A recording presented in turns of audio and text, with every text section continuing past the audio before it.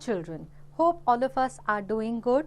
The topic that we will study today is first aid, and we will learn about first aid for cuts and scratches, first aid for nose bleeding, first aid for sprains, first aid for fractures, first aid for burns, first aid for firefighting, then first aid for animal bites, first aid for snake bites, and first aid for poisoning.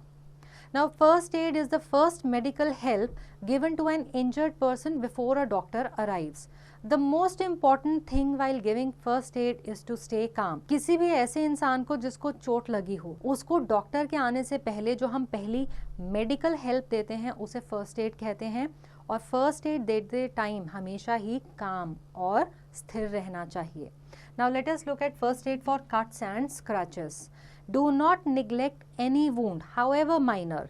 Germs can enter a body through uncovered cuts or wounds and cause infection. So wash your hands before giving first aid, as germs from dirty hands may infect the wound.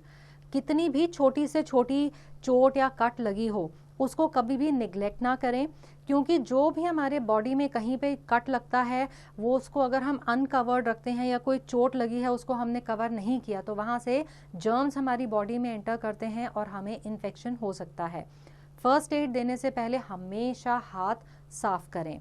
Now wash away all dirt around the wound. Clean the affected area with cotton wool soaked in an antiseptic lotion. Place a thick pad of cotton wool or sterile gauze on the wound and press it with your thumb and fingers.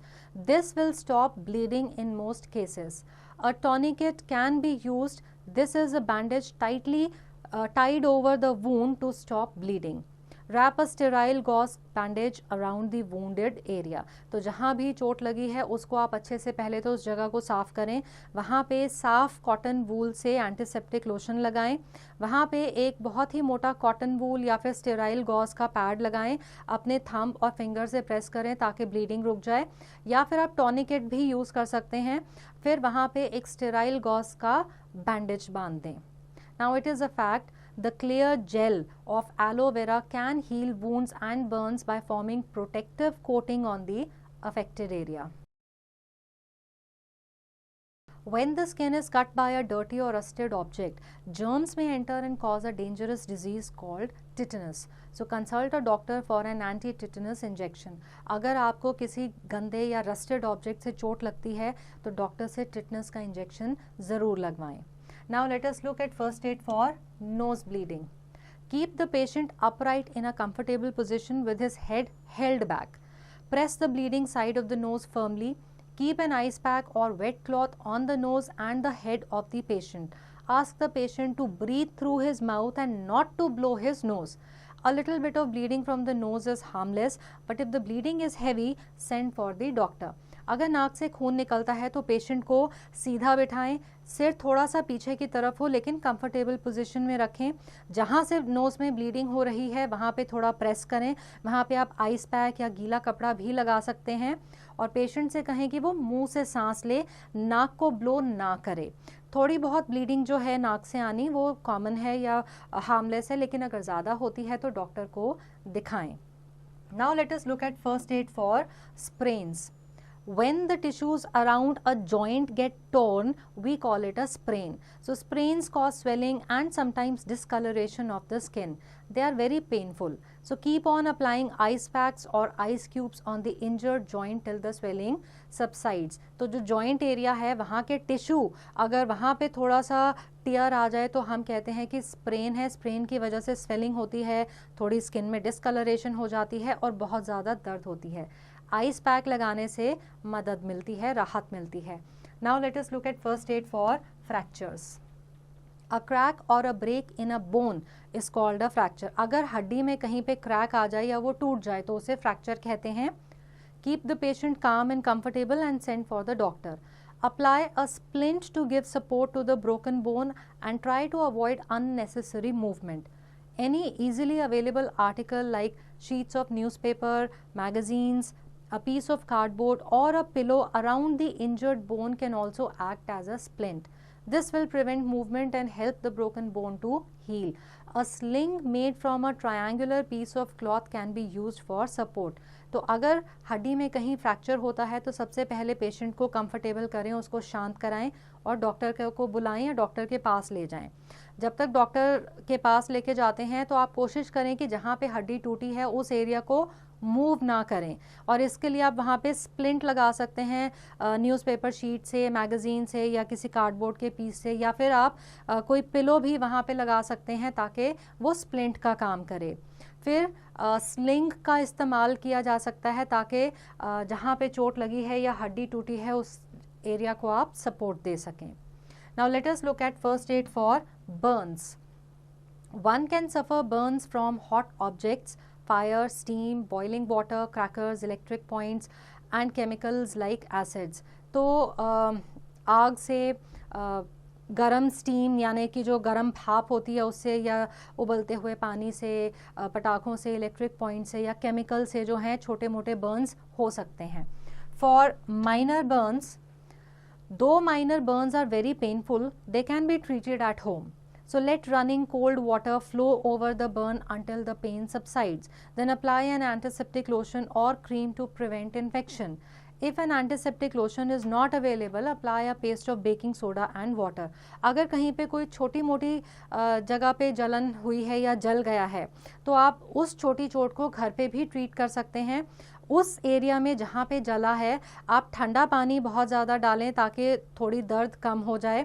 फिर वहाँ पे antiseptic lotion या cream लगाएं ताकि infection ना हो। अगर antiseptic lotion नहीं है तो बेकिंग सोडा और पानी का पेस्ट बना करके लगाएं। For severe Burns, sometimes the skin gets severely burnt and blisters are formed. कई बार थोड़ा ज़्यादा जल जाता है और छाले बन जाते हैं।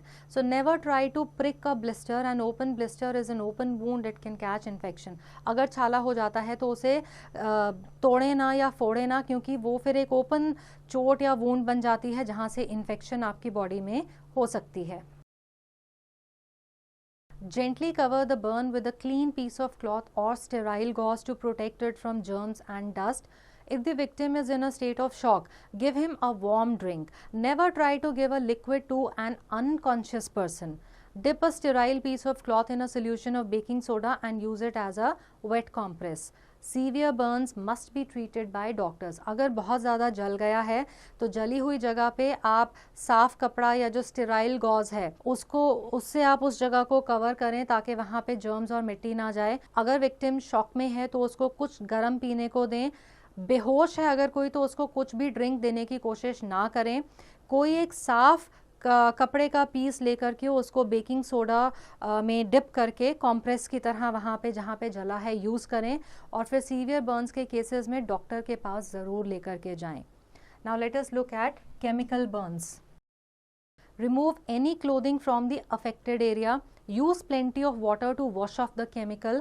Cover the burn with a sterile gauze and send for the doctor. अगर केमिकल से कोई एरिया जल गया है तो वहाँ से जो भी कपड़ा पहना था उसको हटा दें। बहुत सारा पानी वहाँ पे डालें ताकि जो केमिकल था वो धुल के हट जाए, और उस जले हुए एरिया को स्टेराइल गॉज से कवर करके डॉक्टर के पास लेकर के जाएं। Now let us look at first aid for firefighting. Now in case there is a fire in a building, inform the nearest fire station. In case of fire caused by petrol, do not throw water on it. Water will flare up the fire. This is because petrol, being lighter than water, floats above water and keeps burning. Put out the fire by throwing lots of sand or mud on it. अगर कहीं building में आग लग गई है तो जो नज़दीकी फायर स्टेशन है वहाँ पे इन्फॉर्म करें। अगर पेट्रोल की वजह से आग लगी है तो पानी ना डालें, क्योंकि पेट्रोल जो है पानी से हल्का होता है, वो पानी के ऊपर आ जाता है और जलता रहता है। ऐसे केसेस में मिट्टी या जो सैंड है वो डाल करके आग बुझाने की कोशिश करें। If a persons clothes catch fire, अगर किसी के कपड़ों में आग लग जाती है, do not allow him to run around in panic. This fans the flames. Make him roll on the ground. Cover him with a thick blanket. This can put out the fire by cutting off oxygen. अगर किसी के कपड़ों में आग लग गई है तो उस इंसान को ज़मीन पर रोल करें और उसको मोटे ब्लैंकेट से कवर कर दें ताकि उसकी ऑक्सीजन सप्लाई हट जाए या ख़त्म हो जाए ताकि आग बुझे। Now, if a fire has been caused by defective wiring or an electric gadget, do not throw water on it. This can cause electrocution. Immediately turn off the main switch. Smother the fire by throwing sand. Use a fire extinguisher.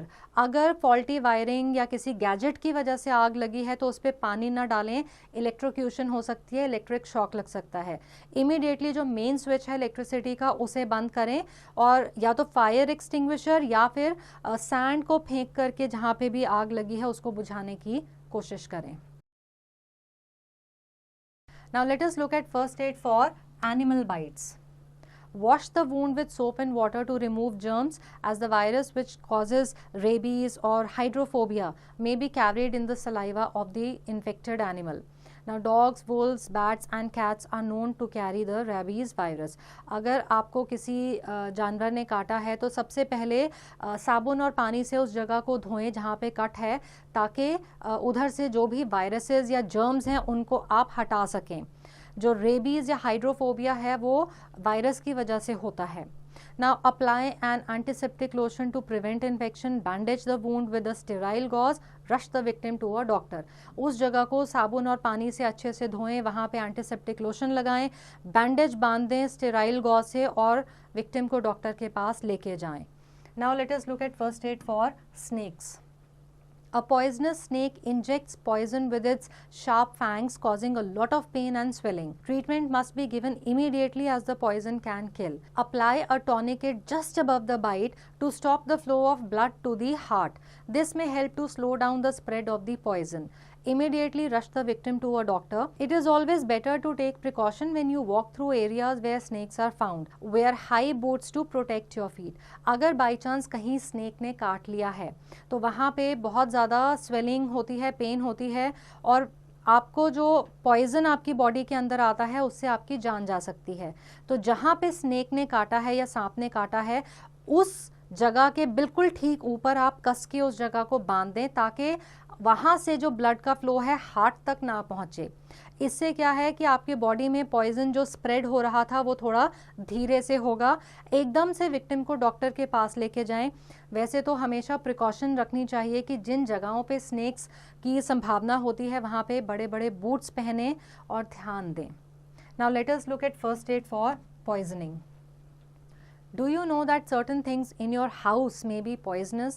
Nail polish, naphthalene balls, paints, detergents and some medicines are poisonous. हमारे घरों में बहुत सारी ऐसी चीज़ें होती हैं जो कि poisonous होती हैं. So remember these rules. Keep all medicines locked away from the reach of little children. Read the label very carefully before taking any medicine. Destroy all medicines which have crossed their expiry dates. Properly wash vegetables and fruits before eating them. They may have been sprayed with harmful insecticides and pesticides. In case of any kind of poisoning, try to make the victim vomit. Rush the victim to a doctor. तो आप क्या कर सकते हैं? सबसे पहले तो जितनी मेडिसिन हैं उनको बच्चों की पहुंच से दूर रखें. कोई भी मेडिसिन लेने से पहले उसके लेबल पे उसकी एक्सपायरी डेट ज़रूर पढ़ें. जो मेडिसिन एक्सपायर हो चुकी हैं उनको कंज्यूम ना करें, उनको फेंक दें.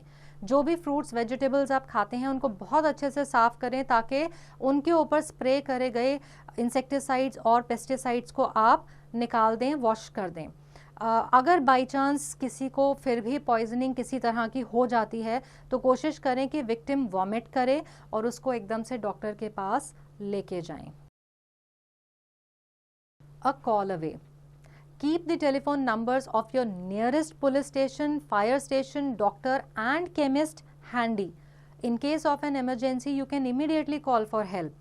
Being alert and prepared will help you avoid accidents and handle emergencies. Now let us take a quick recap. We must obey safety rules on the road and follow road signs. Help given to a patient before the arrival of a doctor is called first aid. Never neglect a wound as germs may cause infection. Any unnecessary movement of a broken bone should be prevented. Treat a burn by washing it with running cold water and applying an antiseptic lotion. Cutting off the air supply helps to put out a fire. Snake bites must be treated immediately. So I hope that this chapter is clear to all and answering questions based on this chapter will now be easy. you.